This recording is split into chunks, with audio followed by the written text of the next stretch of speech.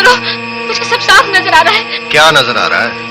सड़क एक तरफ आम के घने पेड़ हैं, दूर दूर एक हवेली है, खंडर।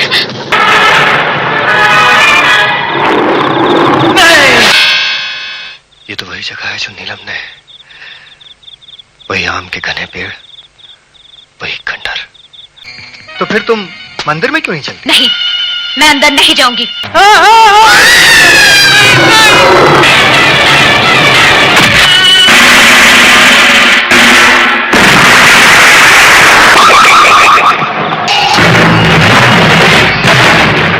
दोस्तों, आज हम बात करेंगे 1990 में रिलीज हुई एक हॉरर फिल्म के बारे में। फिल्म का नाम था कफन।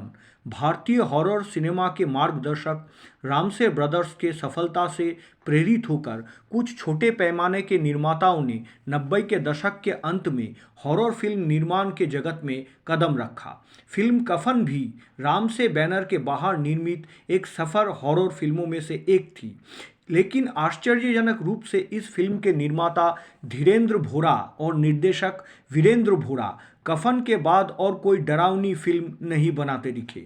फिल्म कफन अपनी कहानी, पटकथा, अभिनय और निर्देशन के कारण अच्छी और मनोरंजक हॉरर फिल्म थी और रिलीज होने के बाद इस फिल्म को काफ़ी पसंद किया गया था। कफन में जावेद खान, यमुना, राजा मुराद, मैक मोहन, विजू खोटे और जॉनी लीवर जैसे कलाकार मुख्य भूमिका में नजर आए थे।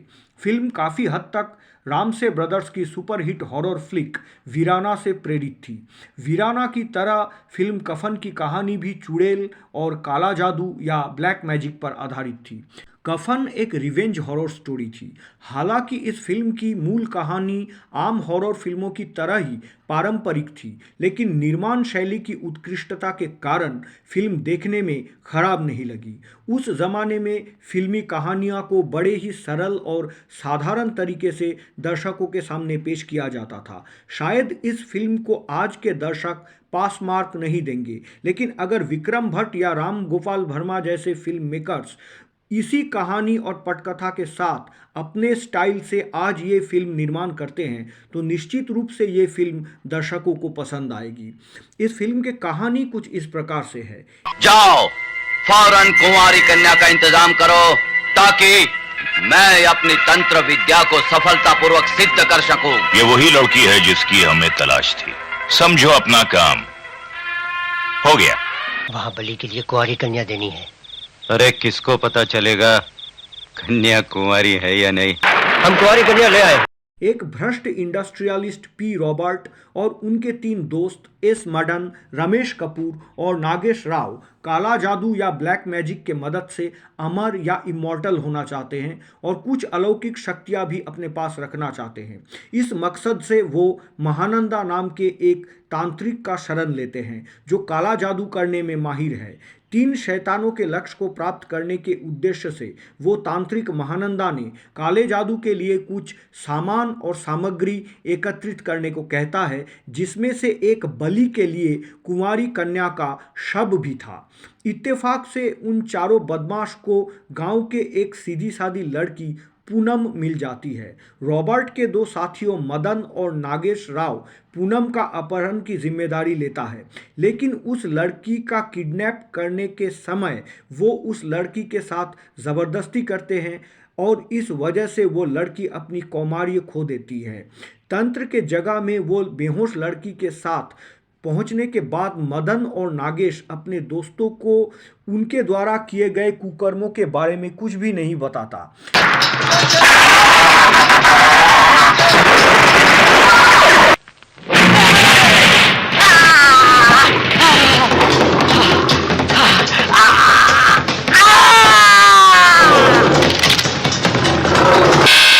तांत्रिक लड़की पर अपना काला जादू करता है और कौमार्य खो देने के कारण उस लड़की की लाश पर इस काला जादू का उल्टा असर हो जाता है। तांत्रिक के ब्लैक मैजिक का प्रभाव से पूनम एक डरावनी डाकिनी या डायन में बदल जाती है। तांत्रिक रॉबर्ट से कहता है कि ज़रूर उसके साथियों ने लड़की को लेते वक्त कुछ ना कुछ गड़बड़ किया है, तब सच्चाई का पता चलता है। आने वाले खतरे के एहसास होने के बाद वो तांत्रिक पूनम के शरीर जो चुड़ैल बन चुकी थी उसका खात्मा करने की कोशिश करता है, लेकिन तब तक बहुत देर हो चुकी थी। पूनम की प्रेतात्मा पहले अपने मौत के लिए जिम्मेदार वो तांत्रिक को ही मार डालता है और फिर उसके दर्दनाक अंजाम के लिए जिम्मेदार लोगों से बदला लेने के लिए निकल पड़ती है।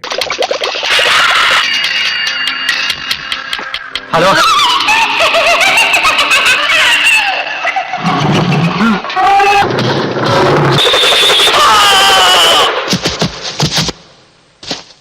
पूनम के साथ जबरदस्ती और अत्याचार करने वाला एस मदन इस चुड़ैल की पहली शिकार बनता है। शेखर एक स्मार्ट पुलिस इंस्पेक्टर है और वो नीलम से प्यार करता है। उनके रिश्ते में समस्या तब पैदा होती है जब नीलम को कुछ भयानक घटनाओं का पूर्वाभास होने लगता है। नीलम को टेलीपैथिक संकेत मिलते हैं जब कुछ अप्रिय या अनहोनी होता है या कहीं होने की संभावना होती है। मुझे आभास होने लगता है, ऐसा लगता है जैसे जैसे सब कुछ मेरे सामने हो रहा हो।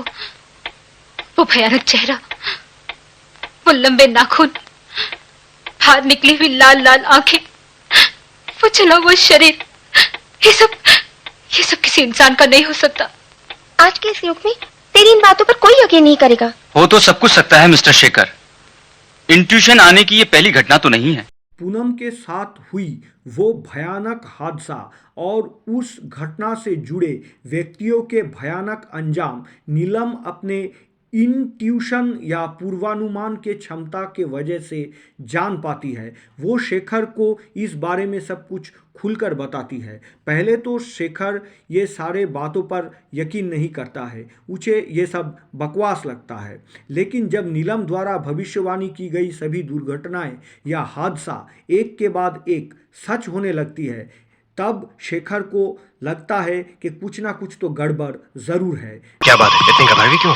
शेखर, मुझे ऐसा लगता है जैसे किसी की मौत होने वाली है। नीलम एक अनाथ लड़की है जो अपने छोटा भाई और माँ के साथ रहती है। नीलम की मानसिक समस्याओं के बारे में शेखर एक मनोचिकित्सक या साइकियाट्रिस्ट से मिलता है, लेकिन वो मनोचिकित्सक शेखर को बताता है कि अंतर्ज्ञान या इंट्यूशन वास्तव में संभव है। हाँ माँ, ये सपने मेरी जान ले लेंगे। प्लानचेट, जिसके जरिए हम आत्मा को बुलाकर मदन और महानंदा का पता करेंगे। महानंदा और मदन के बारे में तुम क्या जानती हो? वो दोनों मर चुके हैं और अब तुम्हारी बारी है। दूसरी ओर वो दुष्ट हठजोगी महानंदा और उसके साथी मदन के रहस्यमय मौत के पीछे के कारण का पता लगाने के लिए रॉबर्ट और नागेश प्लानचेट का सहारा लेता है। लेकिन पूनम की आत्मा की मौजूदगी के बावजूद रॉबर्ट महानंदा और मदन के मौत के बारे में अंधेरे में ही रहता है। चुड़ैल का दूसरा टारगेट हो जाता है उन चारों बदमाशों में से एक रमेश कपूर। लेकिन इस बला को खत्म करना नामुमकिन है। क्यों सर?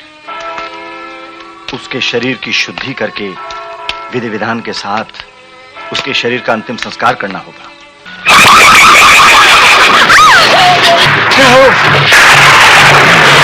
जैसा कि मैं आपको पहले ही बता चुका हूं कि हर मर्डर से पहले नीलम को सपने आया करते थे। वो सपने अब नहीं आते। अगर आत्मा होती तो सपने जरूर आते। जब महानंदा जैसा आदमी उस आत्मा को शांत नहीं कर सका, तो फिर ये प्रोफेसर और नीलम। नीलम एक पैरानॉर्मल एक्सपर्ट प्रोफेसर से मिलती है जिसके मदद से वो उन सभी भयानक घटनाओं के रहस्य को सुलझाना चाहती है जो वो अपने अंतर्ज्ञान या इंट्यूशन शक्तियों के प्रभाव से अपने सपने में देखे थे।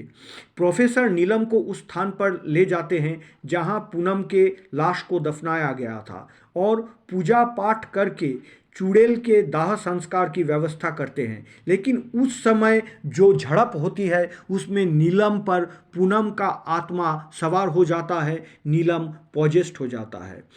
ना दीदी।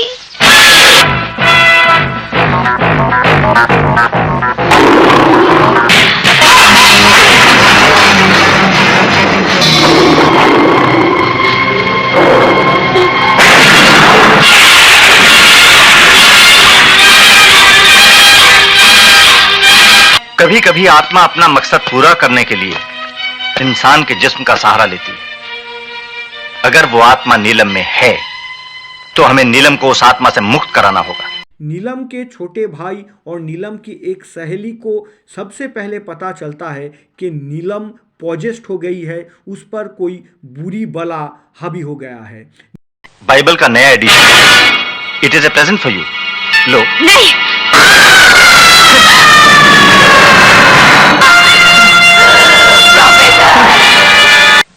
प्रोफेसर और उसकी असिस्टेंट का खून हो गया है। बिल्कुल उसी तरह जिस तरह हमारे दूसरे साथी मारे गए। लेकिन ये कैसे हो सकता है? आत्मा तो शांत हो चुकी थी। नीलम की वो सहेली अचानक पूरे मामले की जांच करने के लिए वो पैरानॉर्मल एक्सपर्ट प्रोफेसर के साथ नीलम के घर पहुंच जाता है। वहां उन दोनों को पता चलता है कि नीलम सच में ही किसी बुरी आत्मा के जाल में फंसी हुई है, लेकिन दुर्भाग्य से पूनम की प्रेतात्मा नीलम के शरीर का सहारा लेकर प्रोफेसर और लड़की को घने जंगल में घसीट कर ले जाता है और उन्हें बेरहमी से मार डालता है।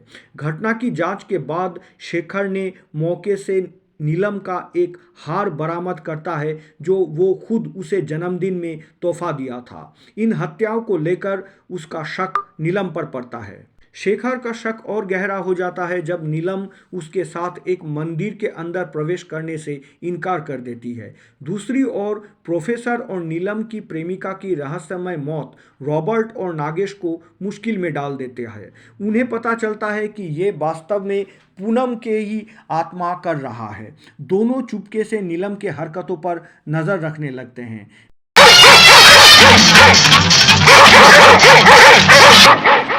मेरा शक यकीन में बदल गया है। आत्मा इस लड़की के शरीर में प्रवेश कर चुकी है।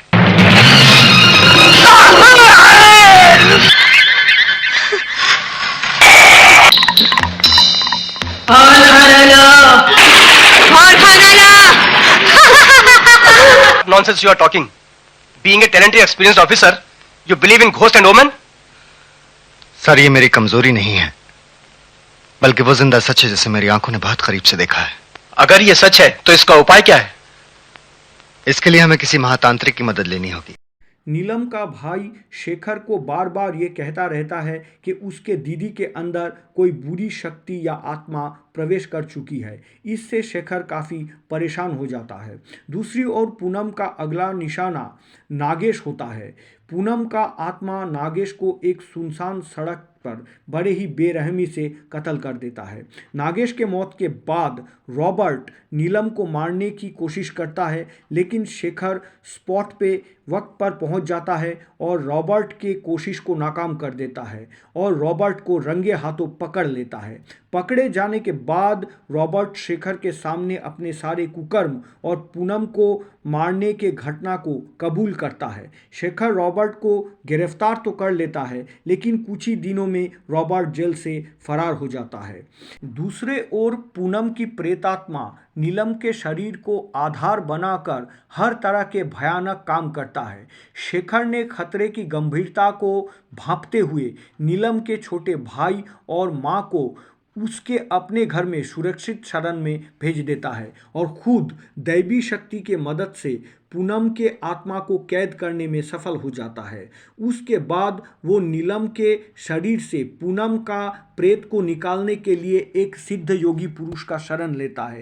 योगी पुरुष पहले तो इनकार करता है, लेकिन बाद में वो शेखर के मदद करने के लिए तैयार हो जाता है। लेकिन रॉबर्ट, जो उस समय जेल से फरार हो गया था, उसकी घातक गलती के कारण पूनम का प्रेत खुद को दैवी शक्ति से मुक्त करने में कामयाब हो जाता है। वो फिर रॉबर्ट के ऊपर हावी हो जाता है। रॉबर्ट को मारकर पूनम का प्रेतात्मा अपना इंतकाम पूरा करता है, लेकिन अपना इंतकाम पूरा करने के बाद भी पूनम की आत्मा नीलम के शरीर को छोड़ने से इनकार कर देती है। वो उस सिद्ध जोगी पुरुष की अनेक व्याख्याओं और समझाने के बावजूद भी नहीं समझना चाहती है। पूनम के आत्मा के हाथों योगी पुरुष की भी जान चली जाती है। इसके बाद असहाय शेखर और कोई रास्ता नहीं देखकर भगवान शंकर के शरण लेता है। अंत में भगवान शंकर के दैवी शक्ति के चमत्कार से पूनम के आत्मा का खात्मा होता है और नीलम अपने स्वस्थ और स्वाभाविक जीवन में लौट आती है।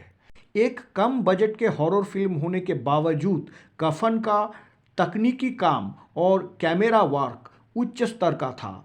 स्पेशल इफ़ेक्ट्स का प्रयोग और काम उस ज़माने के हिसाब से काफ़ी उम्दा था। हॉरर फिल्मों के सीक्वेंस बनाने में लाइट्स एंड शेड्स के काम का विशेष महत्व या अहमियत रहता है। इस फिल्म के लाइट्स एंड शेड्स का काम भी फिल्म के मिजाज और सीक्वेंस को एक और आयाम देता है। फिल्म के कुछ हॉरर सीक्वेंस, खास करके नागेश का मर्डर, काफ़ी डरावनी थी। फिल्म का सबसे बेकार हिस्सा जॉनी लीवर और हुमा खान की अनावश्यक कॉमेडी सीक्वेंस है, जो फिल्म के कुछ जगह जबरन डाला गया है, जिसका मूल फिल्म से कोई लेना देना नहीं है और वो इस फिल्म के गति या पेस को बाधित करती है। फिल्म की मेकिंग काफ़ी दमदार है, लेकिन बैकग्राउंड स्कोर इसके मुकाबले थोड़ा कमज़ोर लगता है। इस फिल्म के कुछ हॉरर सीक्वेंस में रामसे ब्रदर्स के दो सुपरहिट हॉरर फिल्म वीराना और तहखाना के बैकग्राउंड म्यूज़िक का इस्तेमाल किया गया है। आनंद मिलिंद के कॉम्पोजिशन में दो गाने ठीक ठाक ही है। अगर आप हॉरर फिल्म देखना पसंद करते हैं और अभी तक फिल्म कफन नहीं देखे हैं, तो आप इसे कम से कम एक बार ज़रूर देख सकते हैं।